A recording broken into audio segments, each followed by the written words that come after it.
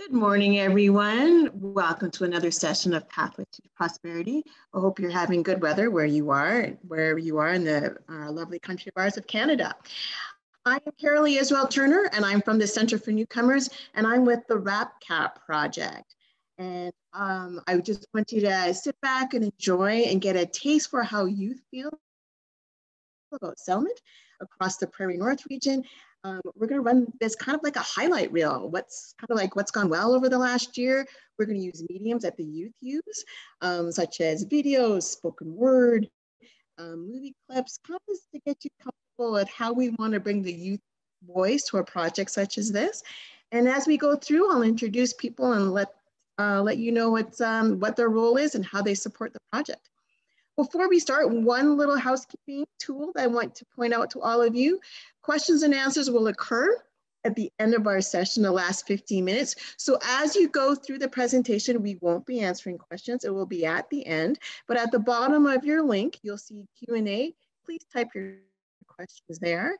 And then my good friend Darcy will help facilitate that question and answer period at the end. So that is our welcome. As part of our traditions at the Center for Newcomers and in the spirit of reconciliation, we want to do our land acknowledgement. This is very important to us with the RAPCAP project, as we want to bring an element not about just newcomer youth, which I'll explain in a minute, but also include our Indigenous peoples as well. So today, Darcy, Kate, Lindsay, and I, which is the RAPCAP team, are coming to you from Treaty 7, which includes the Blackfoot Confederacy of Siksika, the Kainai, Piikani, Tsuut'ina, the Stoney Nakoda, which includes the Wesley, Chiniki, and Bearspaw, Métis Region 3, and all the people who have chosen to make this place their home. Why is it so important that we have this land acknowledgement as we move on and recognize that this project is something that is looking at youth settlement, not just here in Treaty 7, but in all traditional territories in Canada. So we move on to the next slide. I want you to actually see how fortunate we are to have so many partners from across Canada, not just the Prairie North region of IRCC, but from BC all the way to Ontario. And I want to invite Kate to add a little bit more to our land acknowledgement. Thank you, Carolee. So one thing I just want to add on to that land acknowledgement here today is something that I've noticed working with youth over the last 7 months on this project is that very few of them were actually able to tell me about the treaty land that they are living on, nor were they able to tell me about any of the First Nations whose traditional ancestral territory they reside on. However, one thing they were very vocal in identifying is the mistreatment and discrimination that they're seeing towards Indigenous people in Canada. And while our project seeks to advance the interests of our newcomer youth, we are put in a very unique and important role in the decolonization and reconciliation process through our work. And we can advance this work by ensuring that we're teaching newcomers the traditional ancestral territories of First Nations across Canada, sharing their stories and traditions, ensuring that their tribe names and languages are words that everybody knows.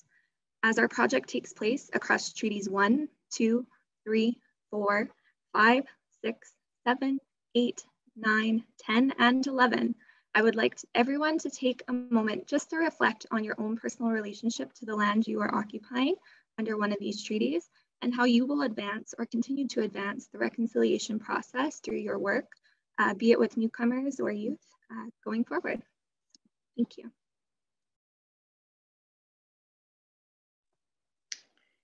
Thank you, Kate. We very much appreciate that. Now, to get you in the spirit of what a partnership meeting looks like and why this project is so important before I explain it, I want you to take a look at this video because we really want to amplify the experiences of youth, both positive and maybe challenging as they come to Canada. So let's just sit back and hear what this youth have to say in the medium of spoken word.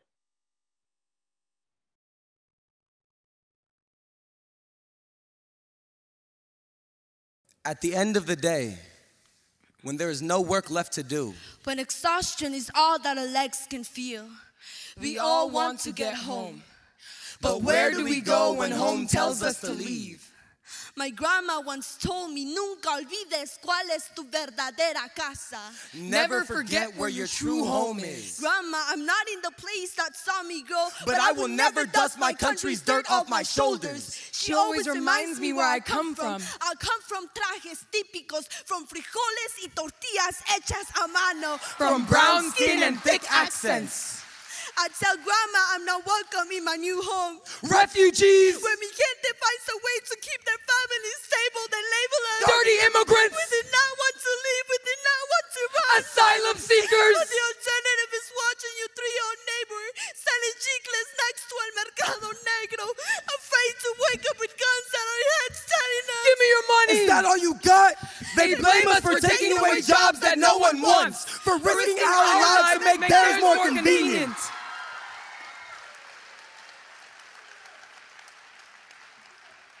My grandma tells me, no one will ever be able to build a wall between us. I say, Grandma, in my heart, I will never belong here. She says, tu casa te espera.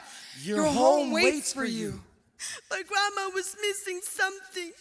She never told me that one day my own true home would chase me to deserts, rivers, and borders. She never told me that home would give no other option but to run away.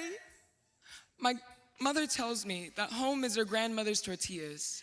It is walking down to the river to get water. Home is one pair of shoes. Why go back to cold? Candles and caves when here we have convenience. Here we have enough money for closets of clothes and 3 cars. Here we are comfortable. My parents work 7 days a week. Too worried about bills to pay, too tired to play. We plan to get away. On vacation, we go home. I never met the parents of my father. But their image was embedded into your mind. He would tell me stories of his land. Acres of nature that only he and his people could traverse. Peaceful. But war comes with the tide.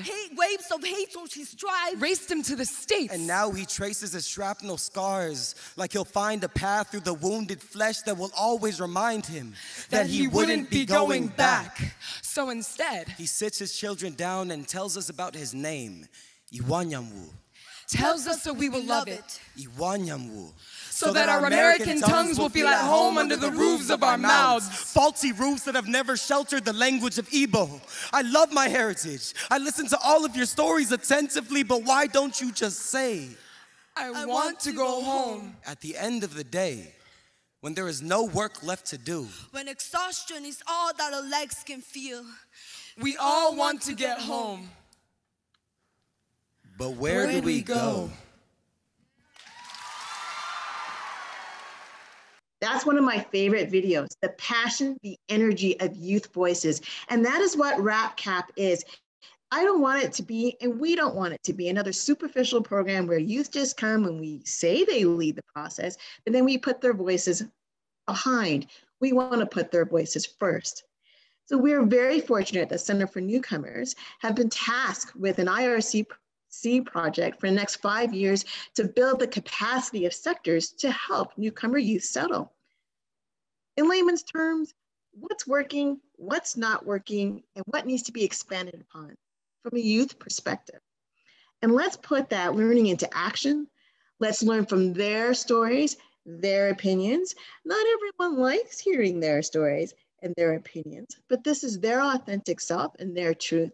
And how can we build that into improving services for them while also using wraparound as an intervention to see if we can provide that holistic experience for them. So is it just us? Let's see who else is on the team. Well, I already introduced myself, Carol Lee. Darcy Gage is from McMahon Services, and I'm gonna let her expand on what she does as a wraparound service delivery instructor. Our fearless leader, Dr. Francis Boyche from the Center for Newcomers, is the Vice President of Strategy. He's the one who put this proposal together. Kate McDougall, the Regional Youth Liaison, in my opinion, the most important part of the whole thing, bringing those youth voices from across the region, and sounds like Canada, to the table so that we can hear what needs to be done and what does not need to be done. And then finally, the final person of our RapCap admin team is Lindsay Gunn from Gunn Cooper Research Associates. He's our evaluator. He lets us know by bringing the feedback from the partners what they would like to see, what they do not like to see. You see, my role is the partnership aspects of things, bringing partners together from across the region to look at youth settlement differently. But I've kind of taken a different approach to this whole thing. You see, my 5 years of experience in Real Me made me understand that there's a whole group of youth that no one asks anybody anything. And I want to ask partners who traditionally get asked, but also partners who don't always get asked to participate in initiatives. So we have our usual suspects, the settlement partners, which is here on this slide, people from LINC. We have Francophone settlement at the table, which I'm very excited to hear about. And I am loving learning how settlement works in the Northwest Territories as opposed to the rest of the region. So that is very exciting. So yeah, we have the traditional settlement youth programs at the table. Great for us. But let's look at what happens if we think outside of the box and ask people who don't traditionally get asked about immigration. Let's look at rural. A huge, huge component of IRCC is promoting rural immigration. But does rural have the supports in place to support not only immigration for adults, but how about immigration for children? So we have deliberately recruited rural partners who deal with housing, the why, recreation aspects of things, the public library. So many individuals get resources and support from the public library when they can't access LINC programs, and particularly for youth who may be 19 or 20 years old, don't want to go to high school because they really don't want to go to school, but they don't qualify for other programs. The library seems to be their aspects of things. So non-settlement agencies is a big, big, huge component of this project. But also what's also important is government agencies. Now, everyone goes, well, isn't IRCC government? Well, yeah, they are, but there's other government industries that I think should be brought into the mix here to see how they serve youth. The criminal justice system, public and health, mental health. We have advocacy people at the table. So the Office of the Child and Youth Advocate. I am so excited that we have immigration lawyers as part of this project. They've already done so much consulting and so much support in helping people understand the needs of international students, the needs of the children of temporary and foreign workers. And I am beyond excited that we have Canada Revenue Agency, a partner who doesn't typically get asked to participate in things, but they provide so much financial information that I think it's time to bring them to the table so they could be more proactive in supporting newcomers. And then we have one final group at the table, and that is industry. Industry partners. Now, why would industry be asked to participate in the government immigration aspects? Because I think newcomer settlement, particularly youth newcomer settlement, has to be a community response and not a ministerial response. There are many, many industries where newcomers, particularly young newcomers, are being asked to go into: tech, construction, hospitality. And so we invited those partners to the table. How is that working for you? When you have a student graduate from engineering, how is that internship transferring over into your organization? How are your diversity, inclusion, and equity policies? How does it work for you? So we want them at the table, and sometimes they have innovative technology strategies that we don't think about that can fill those gaps for those newcomer youth. So where do we go with all those different partners at the table? Believe it or not, we have 81 partners. I know the stress that I had because this partnership and this project just started during COVID, and we all know how COVID has impacted things, but we were asked to facilitate and gain 50 partners at the table by the end of December. So the fact that we have 81 with 3 pending, so potentially 84, is extremely exciting. And you know what that tells me? It tells me that the time is now, that the events of the last year, the Black Lives Matter, the talking of international students, the talking about mental health, the talking about representation in education, that the time is now, and it's now that we strike. And it's now that we ask the youth who are so much a part of all of those movements to put them in the forefront and have them go. So when I start a partnership meeting, my job is to give as much representation to the partners and elevate them. So I wish I could list all 84 right here, and I hopefully will develop a website so you can just click on and see how many cool partners have changed and have joined and have taken the risk to learn something new. So you see that we use music and videos and movie clips at every meeting. We want people to actually feel what a youth feels every single solitary time. Land acknowledgements, it's important for us that we have each part of the country represent who they're from and what traditional territory they sit on. As Kate said, many youth have no idea that that is even a thing, that is even a history. It's important that we bring that forward. It's important to say what goes well. We are an industry and a society that focus on what's not going well.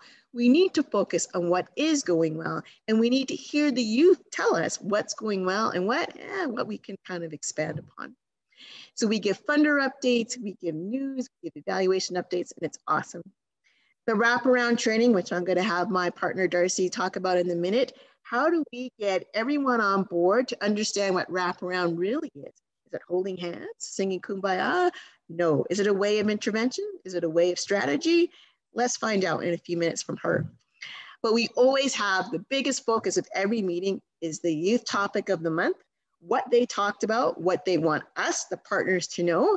And believe it or not, partners, sometimes we're rocking it and sometimes not so much, or sometimes we're on the right path, but they bring some suggestions of how we can go a little bit further. So no matter what the topic, whether people like what the youth say, what they don't, we bring it forward. We go into small breakout groups so people can talk about that, have a more intimate, private setting where they can truly be honest and be authentic. Then we bring back and debrief those aspects of things, and we talk about questions that may have come up from those discussions, as well as questions that they may want us, the project, to look after as we go forward. So that's the meeting format. It's consistent, very much like wraparound is a consistent measure and a consistent format. It helps with predictability and it helps with buy-in. So that's my aspect of the partnership meeting. And now I'd like to introduce my partner, Darcy Gage, to talk a little bit about how WRAP works and what we try to do in the first year. Thanks, Carolee. So my name's Darcy Gage, and I work for McMahon Youth, Family and Community Services here in Calgary. I've been an evaluator, trainer, and coach of the High Fidelity Wraparound model for the past 8 years. The RAPCAP Youth Settlement Project can help to build capacity in partners who engage in the training and coaching of High Fidelity Wraparound. The training was broken down into sessions, which were then made accessible on the Moodle education platform. Because of these training sessions being less interactive, I've also followed up with supplemental coaching, where we unpack different activities so people have a chance to ask questions, and I can help create a better understanding of the High Fidelity Wraparound practice. Coaching is and has been an invaluable component to this model to help staff feel supported and motivated to be better in their approach with newcomer youth and families. High Fidelity Wraparound is a facilitated process. There's one staff person who engages the youth and family and builds a team to lead them in a team planning process. The following slides are the foundational pieces of the model that were taught first in the first year in this project. We then dug a little deeper into the activities within the 4 phases. So if you just want to change the slide for me, thank you, Kate. Principles here are these are the 10 principles of wraparound that they're the foundational piece. They create a common language, something we all know we're talking about, and something we can do as a collective from leadership to frontline. Principles help guide a program or organization and can be referred to through tough times. When done right, they can be a beacon and make decisions made easier for everyone. Principles may be used as a reference point in determining one's goals and values. These are more specific and prescriptive in nature. These 10 principles guide staff in what they do. So for example, in wraparound, the WRAP principle of natural supports is the value is what's important to keep youth connected to their people, and the principle defines how it will be achieved, which is keeping natural supports and bringing them to the table. This can help employees to make tough decisions. When confronted with multiple courses of action, they can rely on the practice principles to help guide their decisions. asking themselves questions that are related to the principles. These principles are mostly defined in a service delivery model, but this can also be true in other settings when considering goals, performance, the workplace, policy practices, and youth retention. So we started with these first 10 principles and defined them and learned about them in our training and coaching. And from there, we went into the phases and activities. Wraparound's made up of 4 phases.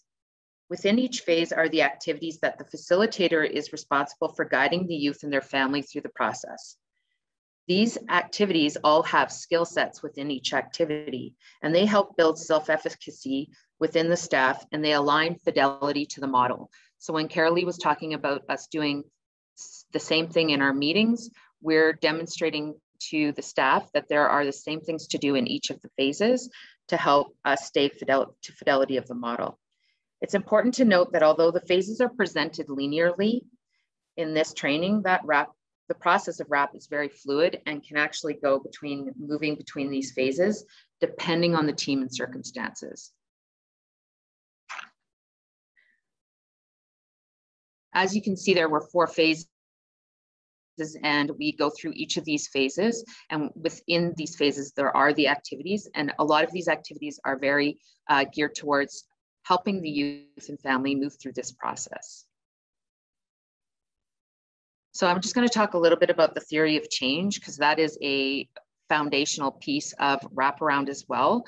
This is really something that if staff understand the theory of change and why wraparound works as well as it does, it describes why something is expected to work as well. It begins by clearly stating what is being done and then why this impacts the different kinds of results.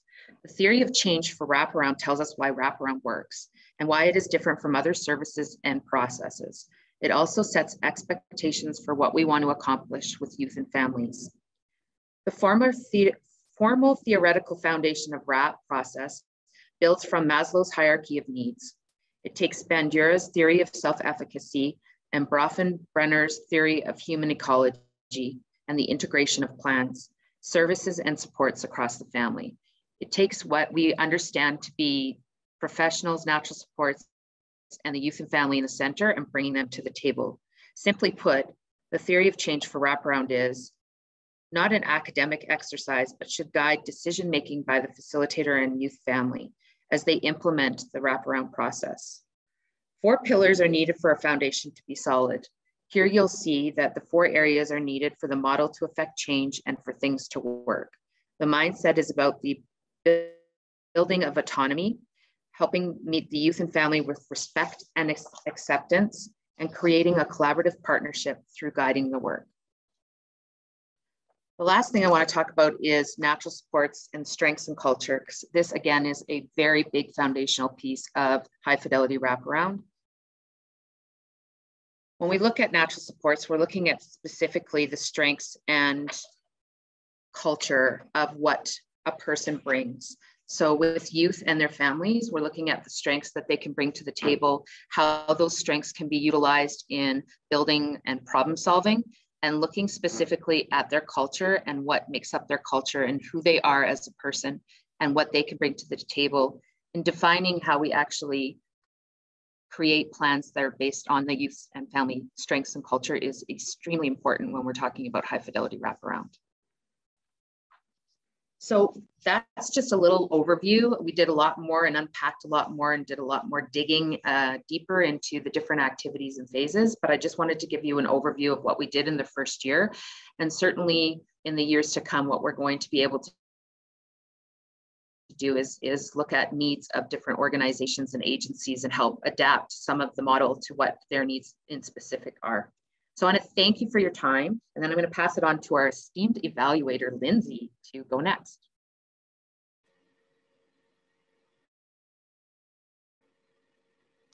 Well, good morning, everybody. Thanks a lot, Darcy. That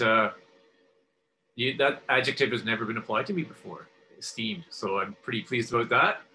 And it's very nice to be at this conference as well. So thanks everybody who's listening, although we can't actually see them. So as we've already seen, the RAPCAP project has a fairly complex and ambitious mandate, requiring a somewhat complex evaluation process. For today, I'm just going to focus on some of the highlights of the sort of things we're trying to accomplish with the evaluation in the context of how the Wraparound Capacity Initiative is working. If we go to the next slide, what makes RAPCAP complex is the fact that there are 3 main components to the program. And the goal is to coordinate these different activities and have them build on each other. And you can see, of course, that combining these components has huge potential in causing positive system change in the whole youth settlement sector. However, for the evaluation, the challenge is that the partnership, youth, and RAP training components all have different kind of outcomes. So we're going to have a lot of evaluation questions and indicators. Starting with the evaluation questions, there's actually quite a few of them, but here in this slide, there are some key ones. Related to partnership and collaboration, we'd like to know if RAPCAP has improved service coordination between partners as an intermediate outcome. And then we hope that this leads to positive system change in the whole sector.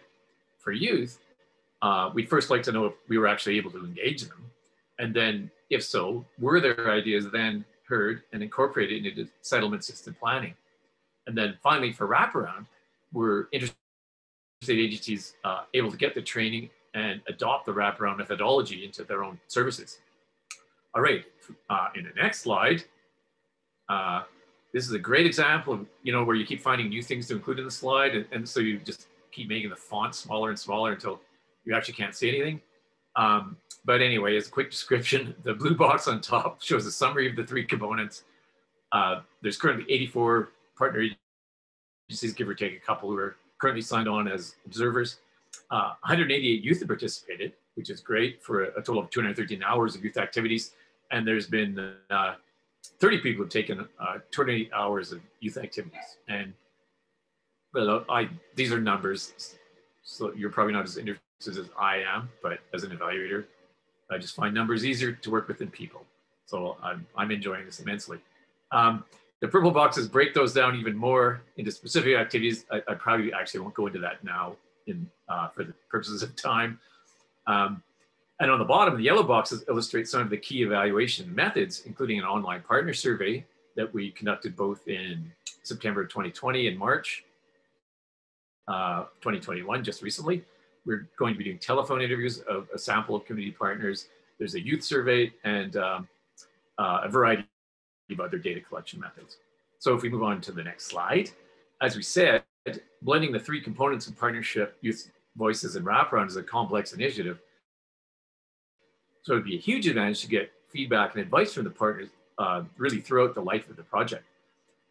One of the first attempts at this was an online survey that we did back after the September 2020 video meeting. And we'll start by looking at a few of the results from that. In this first slide, we asked about agency scope and sector collaboration.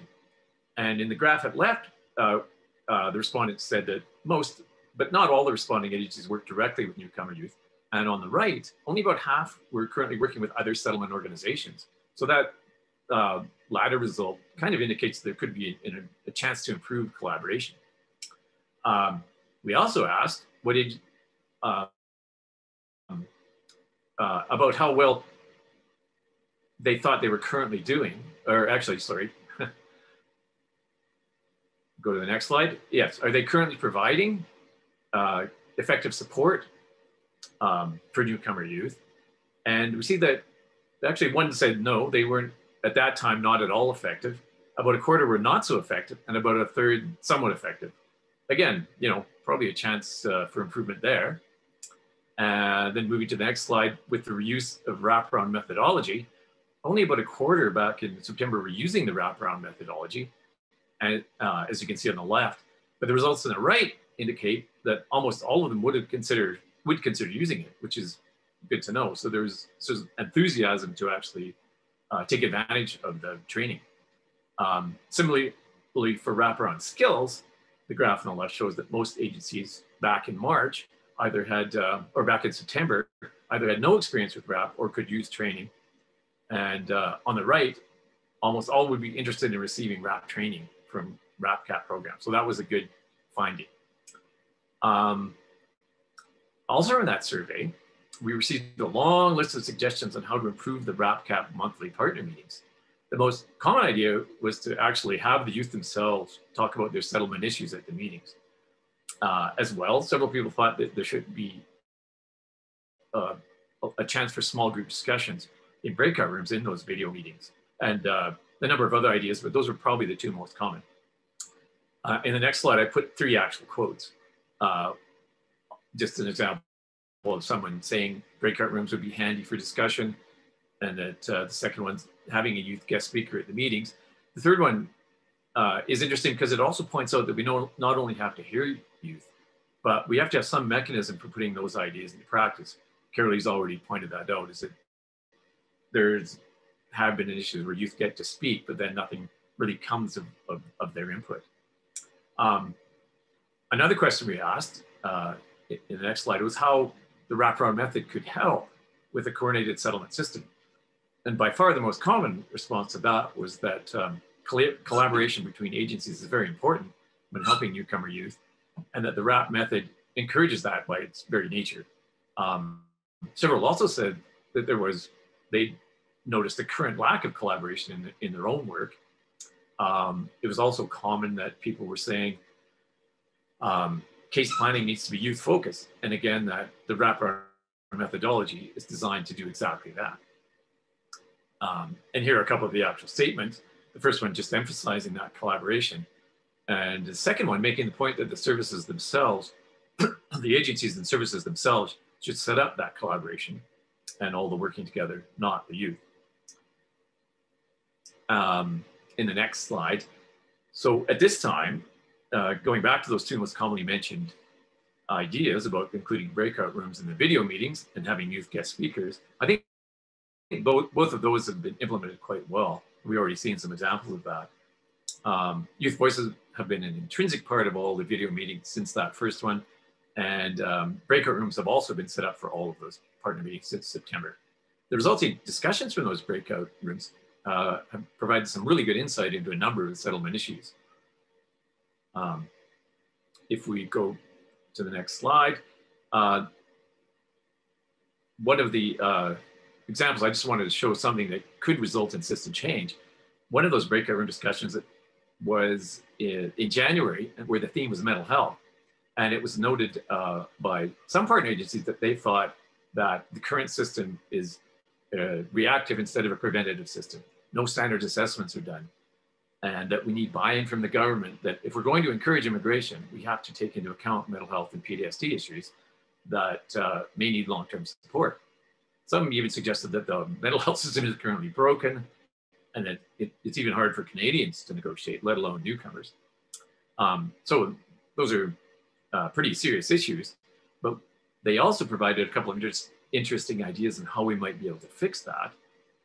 One was that maybe schools could be the hub for connecting kids to mental health services. And another, that part of the triage activity for youth entering the settlement system could be a general mental health assessment. So those are great ideas. Again, though, coming up with ideas is a great first step in creating system change, but then the next challenge we've actually put into practice. All right, speaking of change, we very recently completed a second online partner survey, asking many of the same questions, and I'll just show you a few of the highlights here. To start with, we asked the attendees how useful they actually found the partnership meeting. On the left in September, no one said it wasn't useful, which is nice. Most saying the event was somewhat or very useful. However, at right, the results from March, there was fairly substantial improvement. Like almost everybody found the meetings were very or extremely useful. That's not unexpected. The first meeting is just kind of finding your ground and figuring out what was going to work in this format. But nonetheless, it's great to see that people are getting lots of value out of the partnership meetings now. Moving on to wraparound, back in September, when the wraparound had really started, only about a quarter of the partner agencies were currently using that method. Whereas by March, at the top right there, more than half were. And of course, this can probably be attributed to the fact that by March, almost half the respondents in the survey were actually receiving RAP training from Darcy as part of the RAPCAP initiative, as you can see in that lower graph there. So that's a great improvement as well. In the next slide, in terms of RAP knowledge level and skills, back in September, about half the partners said that they had no experience with RAP, which we've already seen.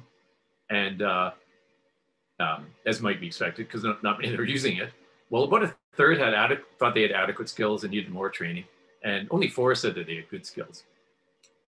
This had improved considerably by March 2021, with only a few saying they had no experience. Almost half thought they had adequate skills.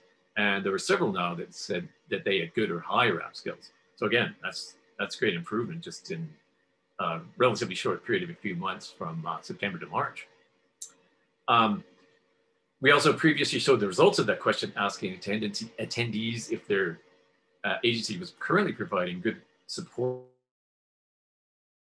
And in this case, we saw a little more modest positive change.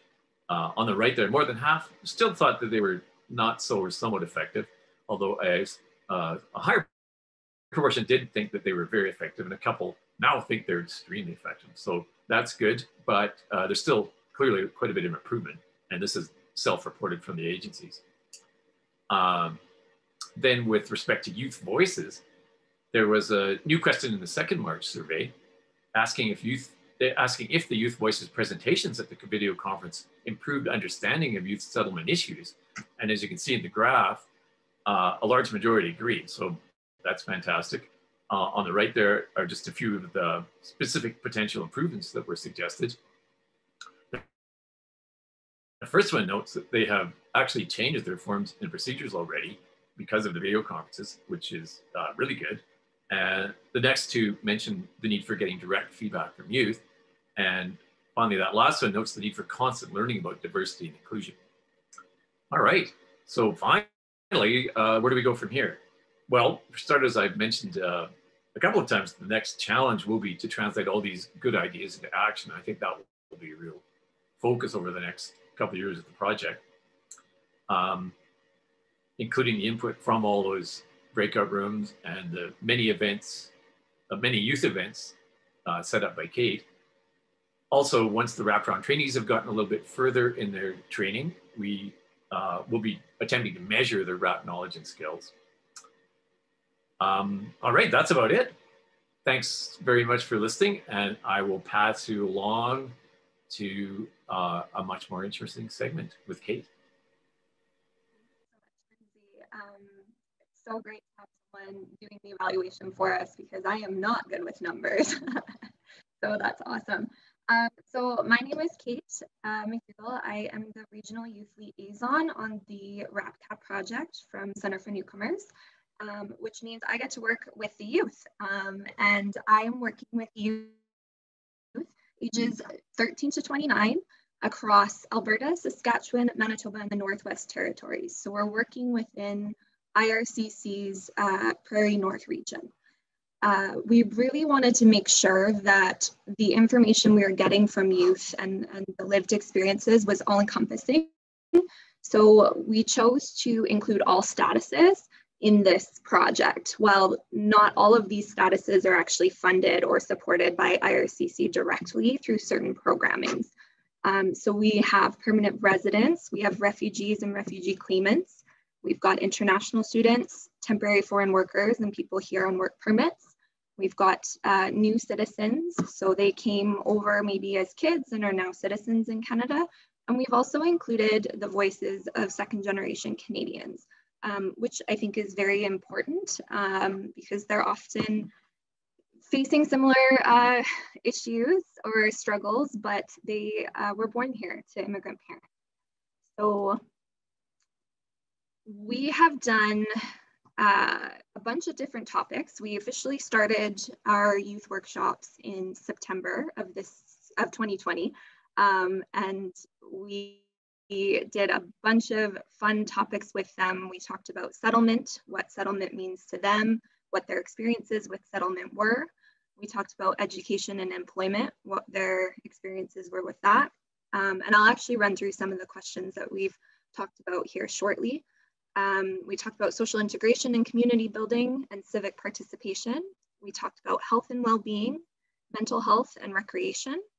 We talked about parents and navigating kind of that different culture, especially, if you're born in Canada, trying to fit into Canadian culture, but still maintain, your own culture. We talked about identity development and resilience. We talked about racism, bias, and discrimination. We talked about media consumption and usage, and we will be talking about program delivery and design as we move forward. So to respect, some of the privacy that I promised the youth in these discussions, I did not really incorporate what they've said, but I wanted to run through maybe some of the questions that we talked about and were then brought into the partnership meetings. So each month, I would do a topic, and then the following month we would bring in everything into the partnership meeting and share kind of what the youth were saying, what they thought with the partners. So when we talked about education, employment, and civic engagement, we were asking them about their experiences with school in Canada, what it was like, did it meet their expectations, did they get placed in ESL or ELL, what their experience was with that. Very interesting responses on that one. If I'm honest, a lot of people had amazing experiences and really liked their time in ELL or ESL programs, and a lot of people did not. So just kind of learning how there's different experiences there and how we can work to make that system a little more streamlined and consistent for everyone. We talked about how easy or hard it might have been to get qualifications from post-secondary abroad, recognized in Canada. We talked about what the post-secondary experience is like as someone that maybe came over here as an international student, or went through high school and then came into post-secondary, what kind of supports they received, if it met their expectations. We got into working in Canada, whether it was easy to adapt to a Canadian workplace, if anyone helped them with job search, resume writing, networking, whether or not it was difficult to find a job in Canada and why or why not. A lot of youth, especially in their teens, mentioned being told, like they're 17 years old and they're being told they can't apply for jobs because they're not 18. Well, we all know that you can work younger, like usually 13, 14. So why are they being told that? Lots of very interesting stories. A lot of people talking about the Canadian work experience that they need to get before they can even get a job. We talked about some of the negative experiences they might have had with employers in Canada, whether or not they've had language be a barrier to employment. And a really interesting one was whether or how their parents' employment affected them. So were their parents working 3 jobs, 2 jobs, night shifts? Like, were they left at home for extended periods of time? How that kind of made them feel? Were they able to be involved in sports programs because of their parents' work? Things like that. So really, really cool answers coming from them. We talked a bit about what affects a person's ability to integrate and why, what an inclusive community means to them specifically, who helped them feel connected to the community, what we can do as individuals and as community members and service providers to build a sense of belonging for immigrant youth within our communities and make them feel integrated and connected. We talked about some of the barriers that immigrants might experience when it comes to civic, economic, and cultural integration in Canada, and how we can maybe reduce these barriers. We talked about how provincial governments and federal government can impact youth and their families, and maybe some of the policies that they think might need to be changed to better suit their needs. And then we asked them what they would like to see to be more engaged in their community. When we talked about mental health and physical health, recreation, we asked them things like what impacts your mental health and well-being, what helps you manage it, how you've been coping during COVID, what experiences in your life, in your work, in your family inform your thinking about mental health, and closely ties to receiving culturally appropriate supports. Are they offered? Are they available? Are they even aware of them? A lot of youth talked about within their culture or within their family, mental health is a very taboo subject, and they never felt comfortable bringing it up with their parents. And then there's no supports that they were able to find, counselors that were from their culture that would understand their experience. So they didn't really reach out. And that's not always the case, but that was brought up quite a bit. We talked about how religion and culture and other aspects of identity can influence how you think and talk about mental health. We asked them what kind of recreation programs, what mental health supports and health services are offered where they live, and whether or not they can access them. Whether it's, easy to access or if, their families need to pay for it, etc. And then we talked to them about the importance of kind of physical activity and recreation and other clubs and, programs that they think is important to help with their mental health and well-being, and whether or not they, again, can access it where they live. We talked a bit about culture and parents and navigating identity and resilience. So we got them to define what culture means to them. We got them to look at kind of what identities they belong to. So, your cultural identity, your gender, your profession, your age, your sexuality. There's so many different things you can identify as. We asked them whether they sometimes might feel like they see themselves differently than other people see them based on socially defined labels or stereotypes that exist within Canadian society about the way they look, their culture, their gender, their age, their sexuality, etc. We asked them if they act differently around their parents and their peers, if they feel okay or able to really be themselves around their peers or around their parents, and why or why not. We asked them what parts of their identity that people notice first about them, or they think people notice first. I think almost every single one of my youth participating in this workshop said the color of their skin for that, which we have asked them whether they felt like they don't fully fit in with Canadian culture, or if they fully identify with their culture. So sometimes there can be this kind of feeling like you don't belong anywhere is what's been identified by them because of, having to navigate those two things. We talked about their different values and beliefs and whether or not theirs aligned with their families or their culture and with Canadian culture, and kind of explored the differences or similarities. A lot of youth talked about having different beliefs than their parents, having been raised here, coming over very young, and how it can be challenging for them to kind of navigate that, especially when they're living at home. So I found that very interesting.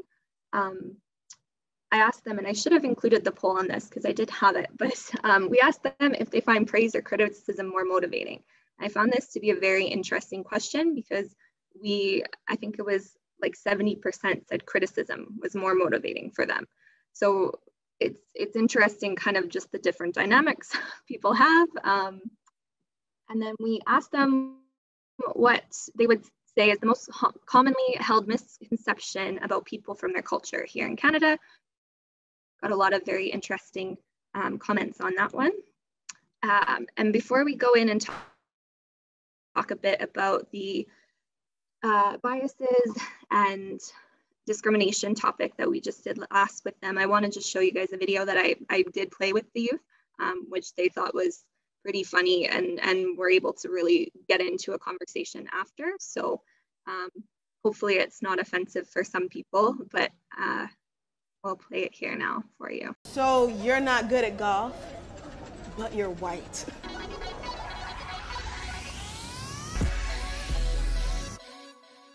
People of color have to deal with racial microaggressions every single day. So microaggressions are those little unintentional insults that basically see people of color as stereotypes, which got me thinking, what if white people had to deal with racial microaggressions? So where are you from? No, where are you really from? Why don't you have an accent? Like a Swedish accent. Your English is really, really good. It's I can't even tell you have an accent or anything. I don't have an accent. No, that's what I'm saying. You don't speak Gaelic? You don't speak German? Can you say a curse word in European? You know, like, what does that even mean? Hey, Connor, you know about NASCAR stuff, right? Can you take a look at this? Can you teach me how to line dance? Play the banjo? Act entitled in the supermarket. I love white food. No real flavor to it. Never an upset tummy. You're so exotic. How do you get your hair like that? I love how it's so limp. Ew, why does it feel like that? Oh my God, so it just does that? No, you are really pretty for a white girl. Your eyes are so round, like this. You know who you look like? Kenny Chesney. Zach Braff. Emma Stone. Rachel Maddow. My friend Chad. Maybe you know him, because he's white too. No, Emma Watson. Not Macklemore. What's the other guy? No, is it Emma Thompson? It's C-H-A-D, like Chad. One of the Emmas. You look like an Emma. You know who you look like? I bet you hear this all the time. Jeffrey Dahmer. How does it feel to be the token white guy in the office? Hey, Connor, can we get a white perspective on this?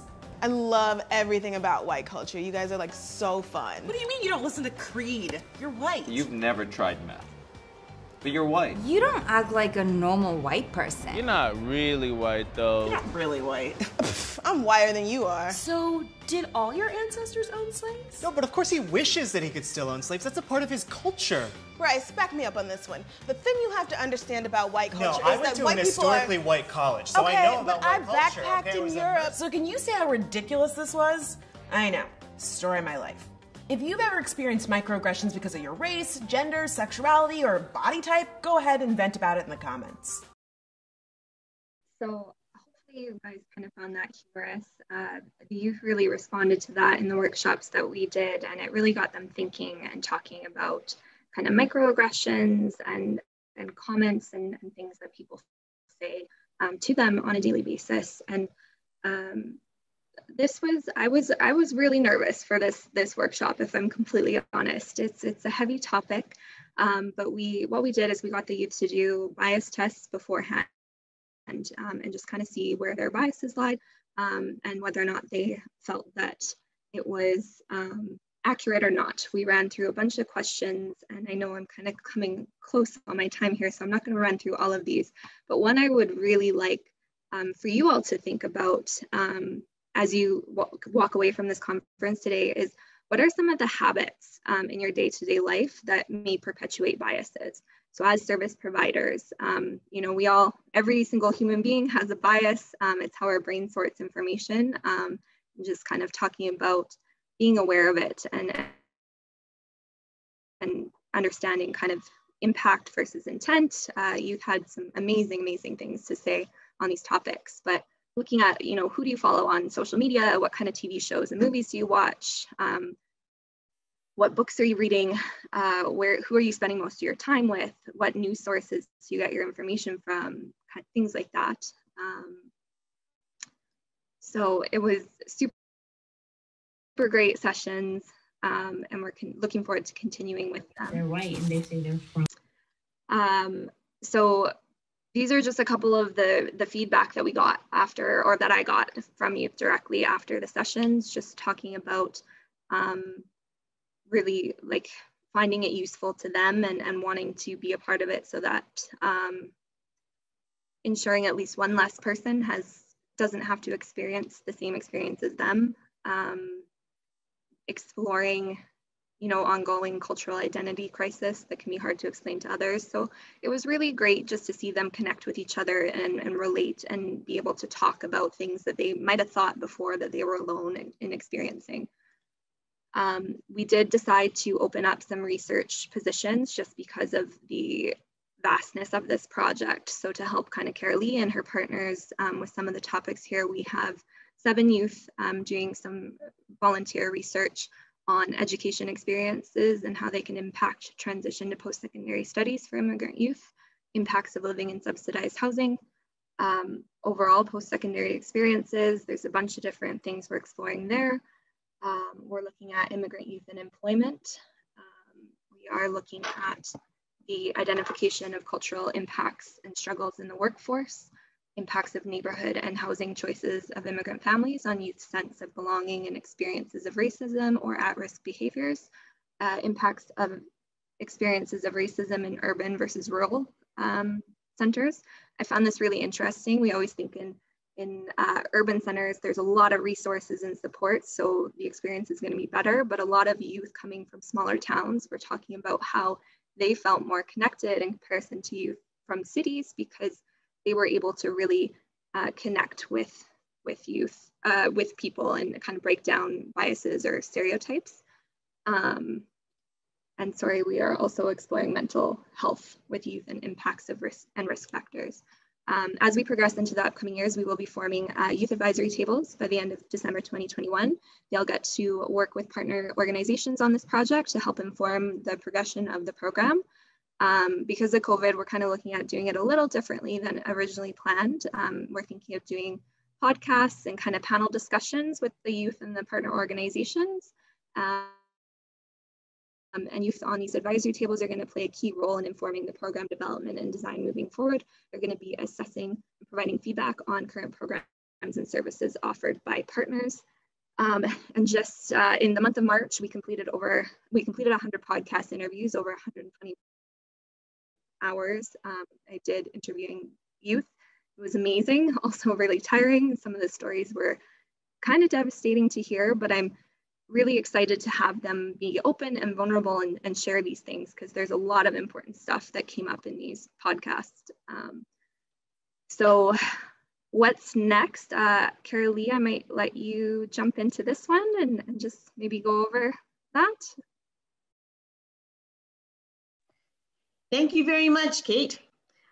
Great overview of the youth and what we're doing. So you can see when you start a project like this during COVID, you cross your fingers, close your eyes, and you hope for the best. And you know, you have to be comfortable when you do a project like this. Some people are going to like it. Some people are going to not. Some people are going to go, I don't understand how this applies to me at all. So year one was just getting that foundation, and we did it very, very quickly. Not something I'm particularly comfortable with, but hey, we did it quickly.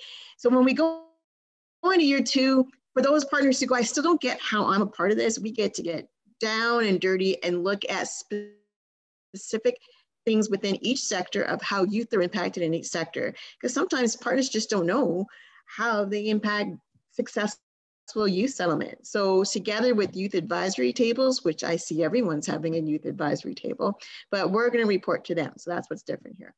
We're going to make it very, very detailed in terms of evaluating your current newcomer youth initiatives and have you say what works and what doesn't. A perfect example of that is I think right now youth are assessing Calgary Police Services School Resource Officer program, and I'm thinking it's about time. That's something that should always been done. So look at that. So as year three we go on to, we're going to look at more of the service delivery and the program design aspects of things.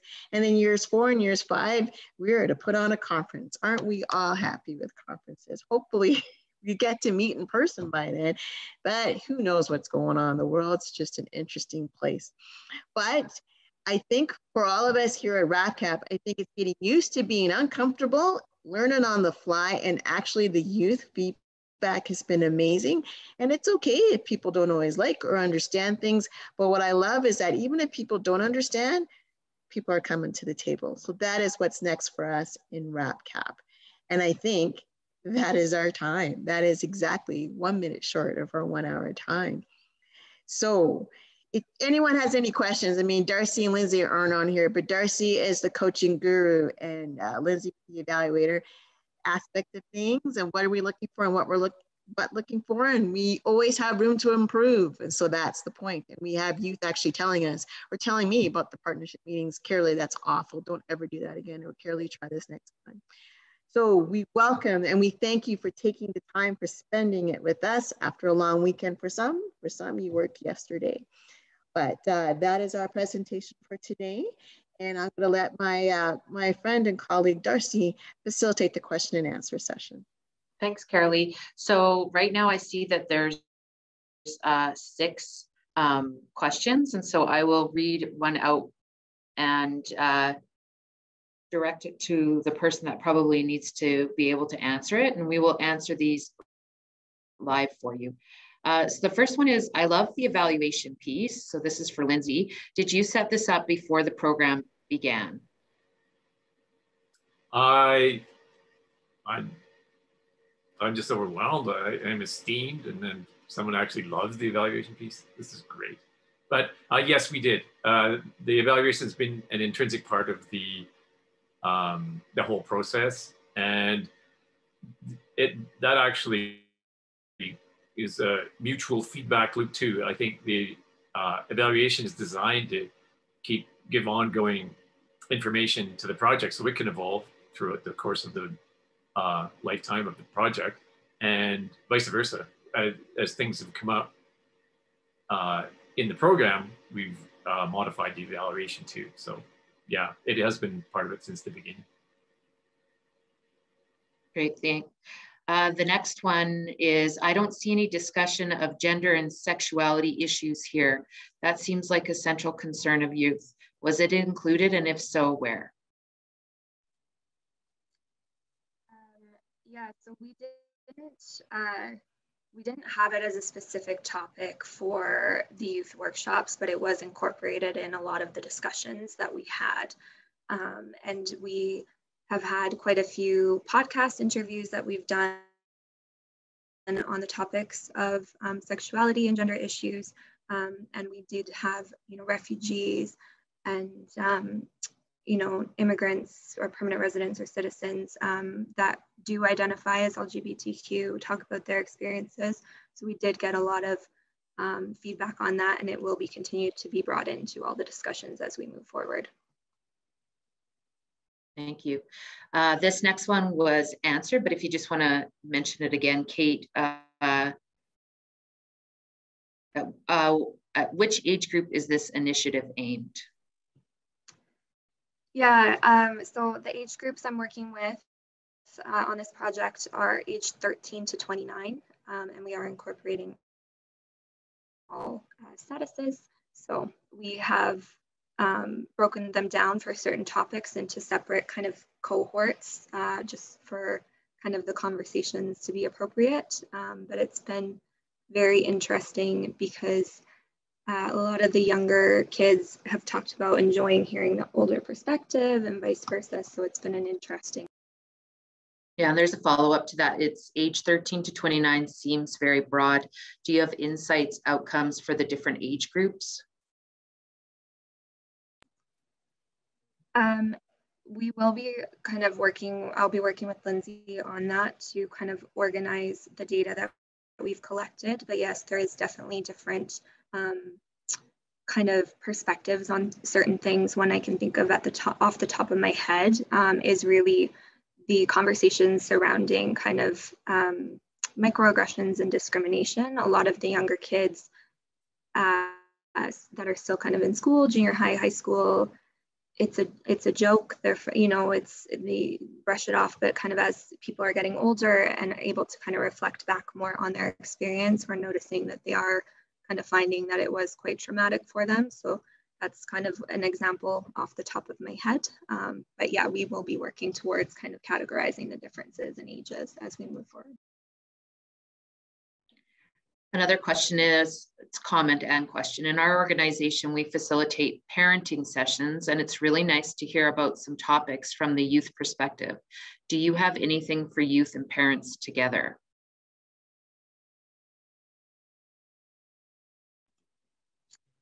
I will just take a stab at answering that one. This is a discussion that Carolee and I have been having because we do think it's very important. So as we move into year 2, we're actually going to be sitting down this week or next week to kind of just plan how we're going to move this forward because we do really want to incorporate that and make sure we're getting kind of both sides of the story and creating that dynamic where the conversation can be had for parents and youth. So hopefully. Just to add to that, we do think it's really important. I remember I was born here, but my parents were newcomers, and understanding that cultural dynamic and that intergenerational perception of things, and in particular working with at-risk groups, and particularly individuals from Syria, the youth understanding of their conflict and their parent understanding of that conflict was two very different things.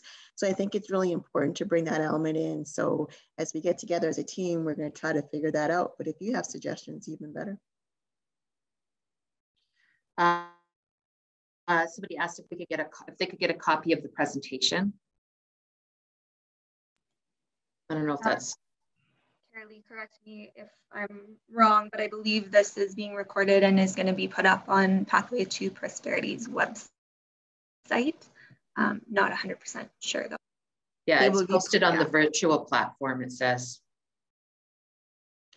We got a thank you very much, which is thank you for listening to us as well. And the last one I have here is, were there any concerns shared around resources in other languages or language barrier when seeking help or support?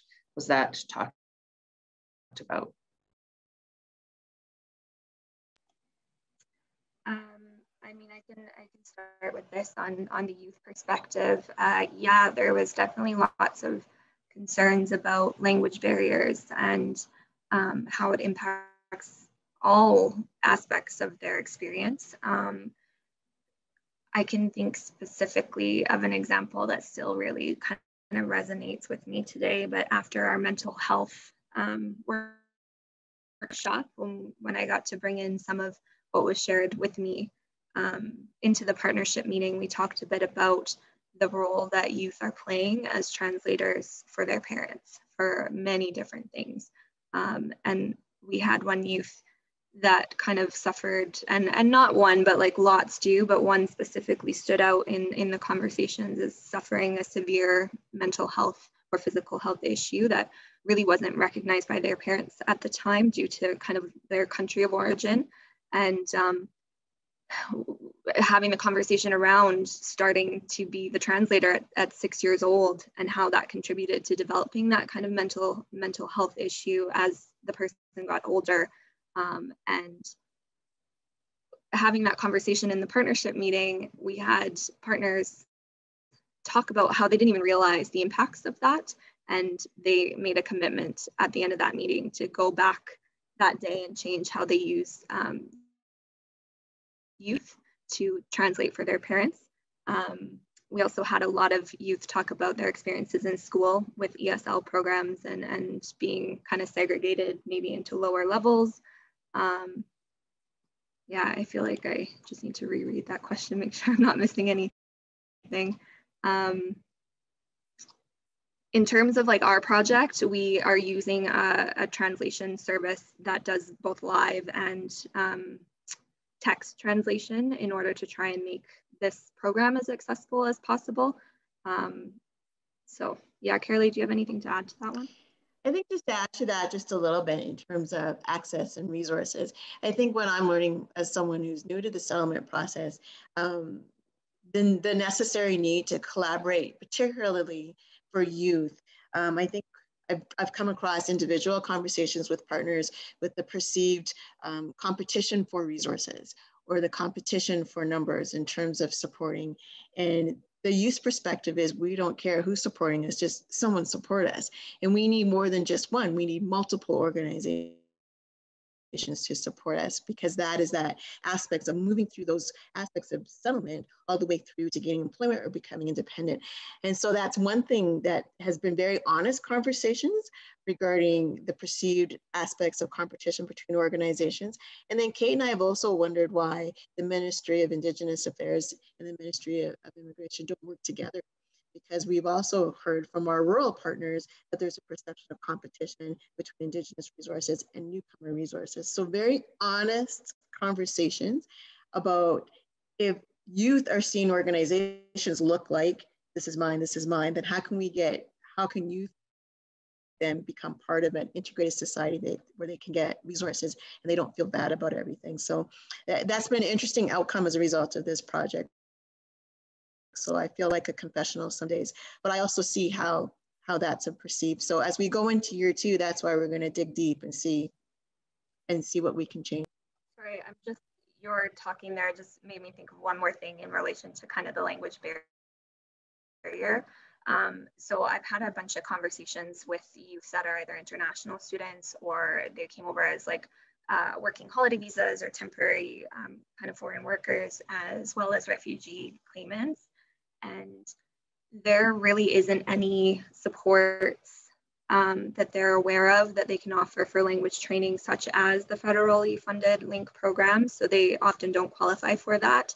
And that can have huge, huge implications for their process, because if they don't have access to language training, they then are barriered for employment, they're barriered for school. And, you know, if you're making someone wait however long, 1, 2, 3 or more years until you can access that support, often they're not able to then do that because they need to work to, you know, pay their bills and stuff. So it can have huge impacts, and that's definitely something we're exploring and looking at, seeing if there's ways that we can maybe work together as partners to come up with ideas to try and meet these gaps in services.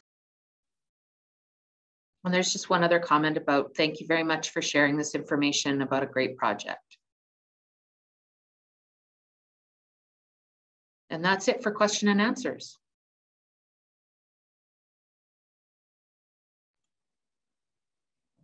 So I just want to thank everyone so much for joining and listening to us today.